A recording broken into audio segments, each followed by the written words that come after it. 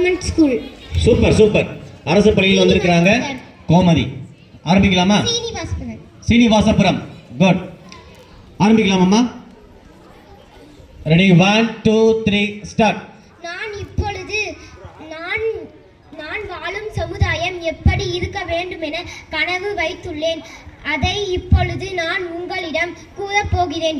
எதுவும் இல்லாமல் பிறந்து எல்லாம் வேண்டும் என அலைந்து எதுவும் நிரந்தரமில்லை என தெரிந்து உயிர் கூட சொந்தமில்லை என உணர்ந்து உலகை விட்டு ஒரு நாள் பிரிந்து செல்வதுதான் வாழ்க்கை என்கிறார் மிகப்பெரிய உளவியலாளரான பட்டினத்தார். ஆம் நண்பர்களே, அடுக்குமாடி குடியிருப்பில் செல்வந்தர் பரம்பரையில் சுற்றம் சூழ வாழ்ந்து வந்த என்னுடைய வீட்டை வெள்ளம் வந்து அடித்து சென்று விட்டது.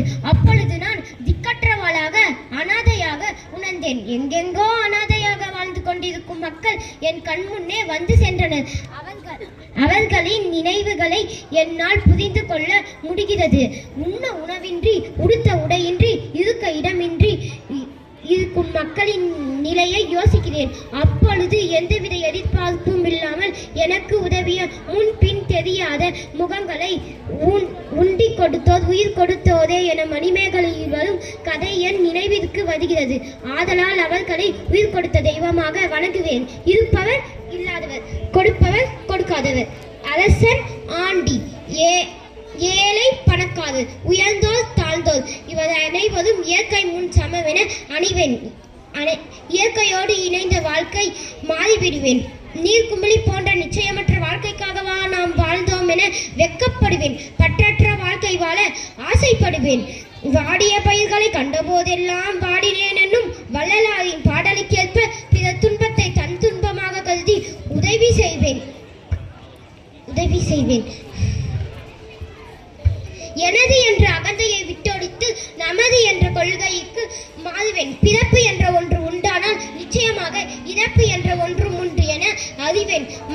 மனிதர்களாகிய நாம் இனத்தால், மதத்தால், மொழியால், உண்ணும் உணவால், உடுத்தும் உடையால் வேறுபட்டிருப்பினும் நாம் அனைவரும் ஒரு தாய் மக்கள் என அறிவேன். வேற்றுமையில் ஒற்றுமை கொள்ளும் மக்களாக இருக்க வேண்டும் என நினைப்பேன். ஆடுகிற ஆட்டமும் ஓடுகிற ஓட்டமும் ஒரு நாள் ஓயும் போதுதான் கூடுகிற கூட்டம் தான் சொல்லும் நீ யார் என்பதை என்கிறார் பட்டினத்தார். ஆம் நண்பர்களே, நாம் இறந்த பிறகு நம்முடன் வருவது பொன்னோ பொருளோ புகழோ பதவியோ செல்வங்களோ அல்ல. மாறாக நாம் செய்த தானம், தர்மம், புண்ணியம், நல்ல செயல்பாடுகளும் தான். நல்லதொரு குடும்பம் பல்கலைக்கழகம் என்பார்கள். என் குடும்பத்தாரும் என் சுற்றத்தாரிடமும் என்னுடன் இருக்கும் வரை என்னால் முடிந்த உதவிகளை அவர்களுக்கு செய்து மகிழ்ச்சியாக இருப்பேன். எனவே என் கனவை கேட்ட அனைவருக்கும் நன்றி கூறி விடை பெறுகிறேன். நன்றி. சிறப்பு. சீனிவாசபுரம் அரசு பள்ளிக்கு பெருமை சேர்த்தது. மேடையில் அரசு பள்ளி மாணவர்கள் மேடை ஏறுவது தான் மிகப்பெரிய அங்கீகாரமே. ஒட்டுமொத்த அரசு பள்ளிக்கும் இவங்க ஒரு பெருமை சேர்த்திருக்காங்க அப்படின்னு தான் சொல்லணும். ஏன்னா இவங்க எடுத்த கருத்துக்கள்லாம் சாதாரண கருத்துக்கள் கிடையாது. ரொம்ப வருஷமா அந்த பேச்சு துறையிலே இருக்கிறவங்க பேசக்கூடிய கருத்துக்களா இருந்தது. ரொம்ப மௌனமா அழகா அப்படியே பேசி முடிச்சிட்டாங்க. இன்னொரு முறை கைத்தட்டல்களோட இவங்களுக்கு நன்றிகளை தெரிவிச்சுக்கலாம்.